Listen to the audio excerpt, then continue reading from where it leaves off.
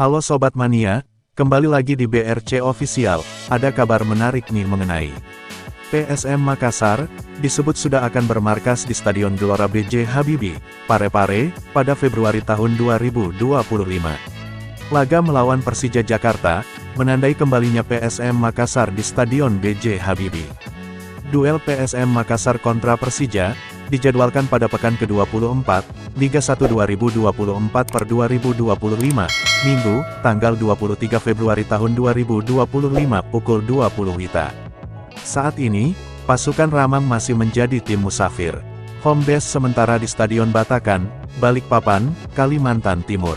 Skuad PSM Makassar, sudah setahun bermarkas di luar Sulsel, karena revitalisasi Stadion B.J. Habibie. Stadion yang berada di Kelurahan Lompo, Kecamatan Bacu Kiki, itu ditargetkan rampung akhir Desember mendatang.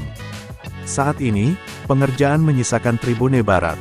Media Officer PSM Makassar, Sulaiman Abdul Karim mengatakan, pihaknya akan bermarkas di Stadion B.J. Habibie, ketika sudah benar-benar siap digunakan. Umpama Februari siap, ya kita pakai mulai Februari.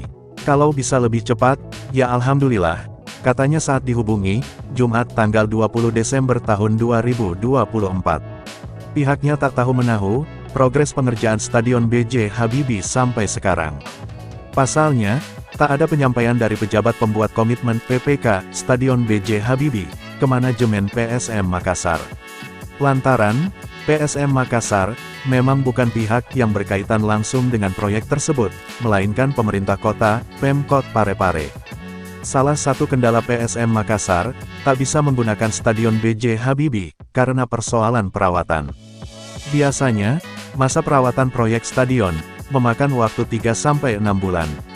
Sule menuturkan, PSM Makassar akan mengikuti aturan yang ada. Intinya, kami ikut aturan. Kapan bisa dipakai, ya kami pakai. Yang pasti, PSM Makassar, sudah rindu main ditonton supporter yang banyak, tuturnya. Nah itu dia sobat untuk update kabar hari ini. Bagaimana pendapat kalian sobat? Tulis pendapat kalian ya sobat, dan jangan lupa like, komen dan subscribe.